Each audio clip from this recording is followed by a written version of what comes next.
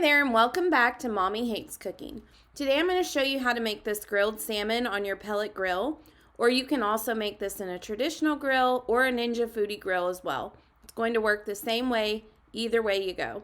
So the first thing we're going to need is 4 6-ounce salmon fillets, 2 tablespoons of soy sauce, use gluten-free if that's a need, half a tablespoon of Worcestershire sauce, 2 tablespoons of brown sugar, a teaspoon of ground ginger, a clove of crushed garlic, and then no salt added lemon pepper and grapeseed oil spray, or you can use regular grapeseed oil out of the bottle as well. So the no salt added lemon pepper, I usually use Mrs. Dash. So the first thing we're going to do is make the marinade, and this is going to be the soy sauce, the Worcestershire sauce, brown sugar, ginger, and garlic. So I'm just going to mix all of that in a bowl, as you can see here. Now, while I'm mixing this, I'll tell you I already have the fillets cut. So if you get a long, just big salmon piece, you can cut them into smaller fillets. We got a super large one, so I did cut quite a few of them. So I am going to be getting those ready. So those are going to be in a Ziploc bag, and I'll just coat them with the marinade once I have it mixed up here.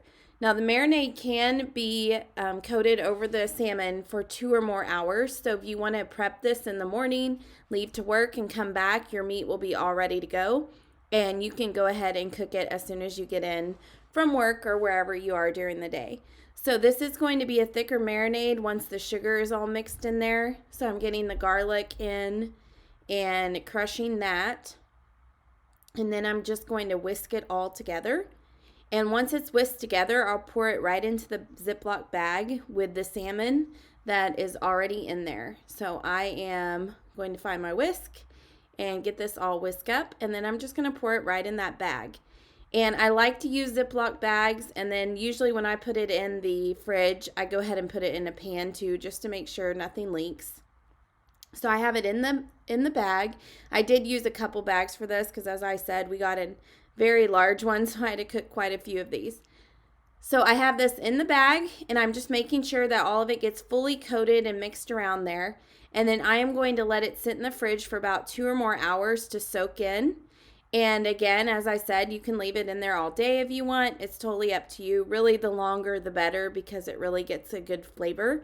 It is more of a sweet and savory flavor.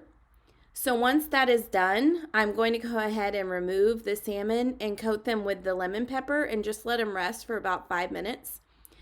Just before, probably about 30 minutes before, you can warm up the grill to 450 degrees Fahrenheit.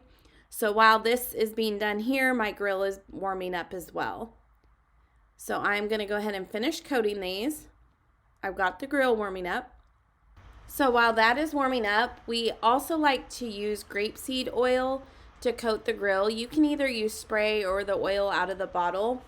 Grapeseed oil is high heat, so it's a good one to use on the grill, and we have that going on here. That's what you see him doing there. I'm grilling them for about 7 minutes on each side, or until the internal temperature reaches at least 145 degrees Fahrenheit. So I'm just flipping these over.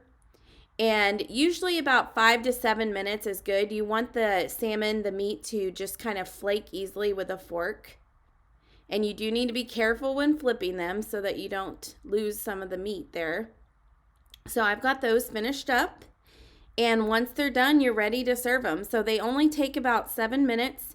Again, it's great to have a meat thermometer on hand to be sure you've got the internal temperature correct, because you don't want to undercook or overcook these. So we like to serve them with asparagus or green beans. I usually top them with additional lemon just to add a little more flavor. And then we add a little bit of parsley on top too. So this is how you make grilled salmon on the pellet grill, or you can also make it in your Ninja Foodi Grill as well. I hope you enjoyed this recipe, and you can find the full recipe over on mommyhatescooking.com. Thanks so much for joining in today, and I hope you like or subscribe so that you do not miss the next video. Thanks so much for joining in.